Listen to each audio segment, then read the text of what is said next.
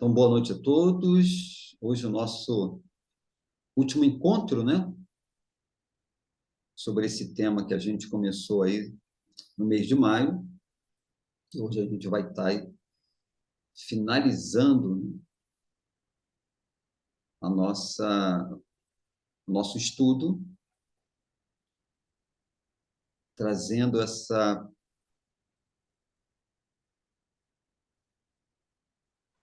confirmação, essa forma e de que maneira a gente pode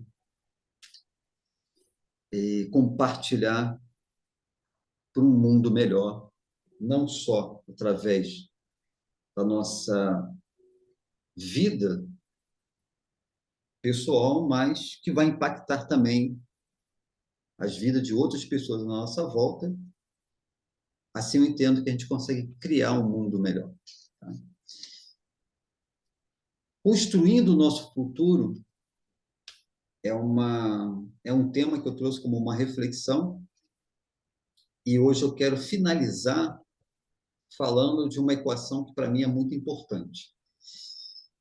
Olhando para esse símbolo que está aqui na tela, né, a gente vai então hoje desenvolver a nossa reflexão baseada nesse simbolismo. Tá? Símbolos eram muito utilizados nas escolas iniciáticas, né? Pegando ali o campo do Oriente, pegando as escolas iniciáticas. E dentro dessa visão, dessa concepção das escolas iniciáticas, os estudos eram baseados mais ou menos como a gente vai fazer aqui agora. Perfeito, Wagner. Então, a gente tem ali o simbolismo, né, de duas pirâmides, no qual você tem, para as culturas mais antigas, o símbolo de Salomão. Seria uma vertente vinda do céu e uma vertente que sobe da terra, né? Então, podemos ter uma leitura, conexão céu e terra. Isso é uma linguagem, vamos colocar assim, muito utilizada principalmente dentro do xamanismo, quando a gente fala pelo poder do céu e da terra, a mim concedido, né? A mim investido. A gente vê muito padre falar isso, mas eu acho que eles pegaram essa linguagem das, das culturas, né? Mais nativa, né?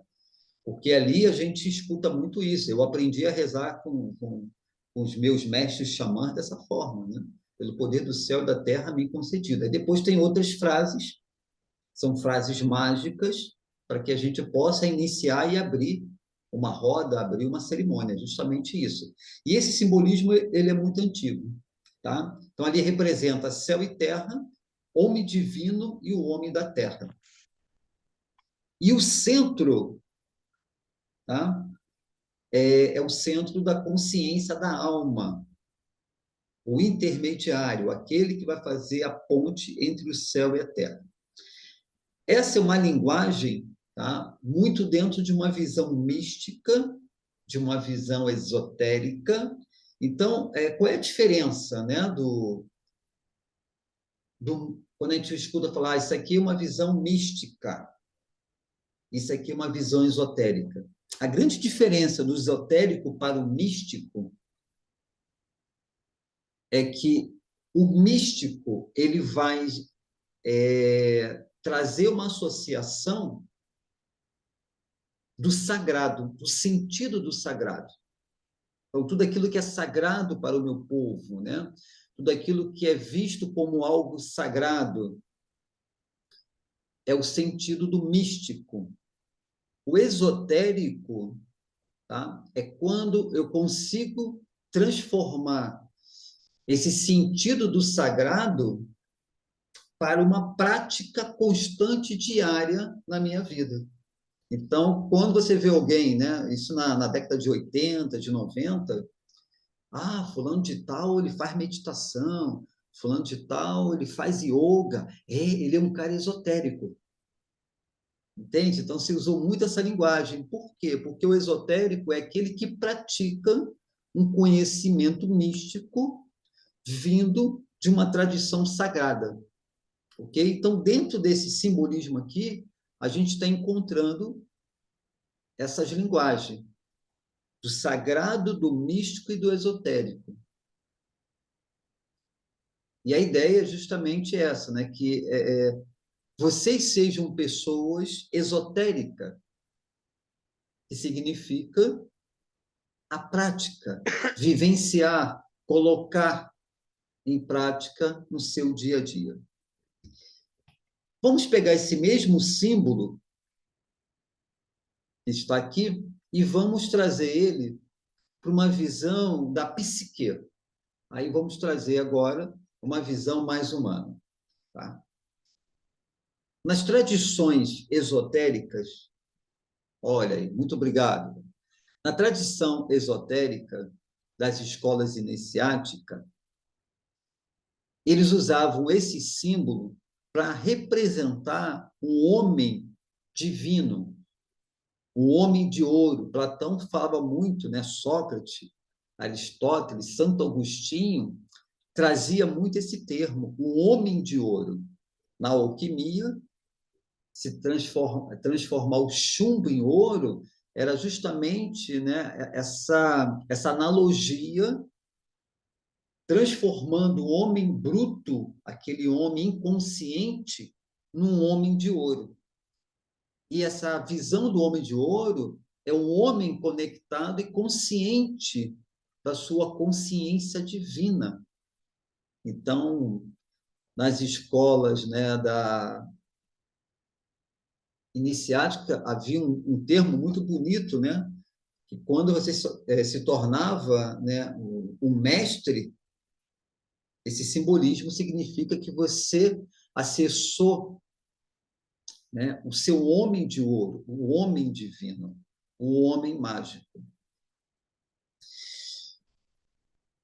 O símbolo que representa o corpo físico dentro dessa leitura aqui é o triângulo para cima, o triângulo que sobe. Né? Então, quando a gente olha aqui, que a gente vê ali a tenda dos índios norte-americanos, que ele chama de NIP, justamente simbolizando, né, o mesmo simbolismo das pirâmides, porque a representação da consciência do corpo físico. E o que é o corpo físico dentro dessas escolas? É a manifestação, é o veículo da consciência divina aqui na Terra. Tá? O triângulo que desce, que é o simbolismo que vem do céu, é a consciência superior. Em algumas escolas, vamos entender isso como a consciência espiritual. Espiritual não no sentido religioso, mas sim no sentido de você estar consciente da sua unidade, né? Da sua centelha divina, da sua consciência de Deus. O homem que manifesta algo que ele tem de melhor nessa existência. Então, é justamente essa consciência divina, é o triângulo que desce. E o centro, tá? Entre o triângulo que desce e o triângulo que sobe, você tem um centro. Nesse centro, a gente encontra, então, a psique. E a psique, ela é formada por duas naturezas.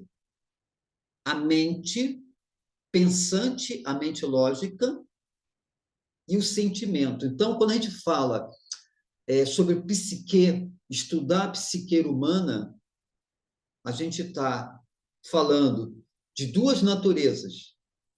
Mente, e essa mente ela tem também três divisões, são três compartimentos. Mente suprema, a mente intermediária e a mente inferior. A mente inferior não é no sentido do negativo, mas ela se refere ao inconsciente, aquilo que eu não tenho acesso, aquilo que está oculto, aquilo que está escondido. Então, quando a gente chama da mente inferior. Tá? A mente intermediária é a mente lógica, que tem o trabalho de codificar o que vem do inconsciente e aquilo que vem do alto. Quando eu tenho uma inspiração, quando eu tenho uma ideia, de onde surgiu essa ideia? Tá? Ela fica ali. Sabe quando você fala assim, cara, eu sei mais ou menos o que foi qual foi a minha experiência na minha natureza mental. Numa meditação, às vezes você tem uma experiência mística, tá?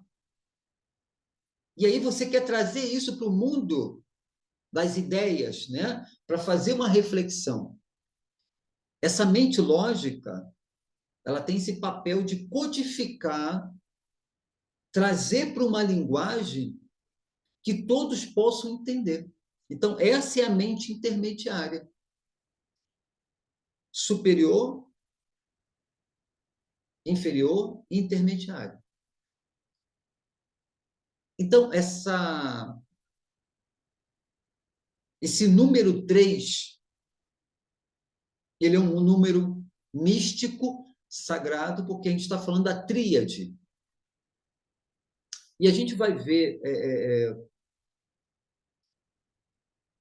em muitos momentos da nossa vida, essa percepção da tríade. Na tradição cristã, eles falam do Pai, Filho e Espírito Santo, está falando da tríade. Os povos antigos, eles só reconheciam um chefe de família quando havia o filho. Até então, eram apenas dois. Mas quando tem um terceiro, cria-se a tríade, que é a trindade. Ali sim, agora, há um compromisso, porque a criança, ela é aliança. Eles podem se separar, mas você vai acompanhar a história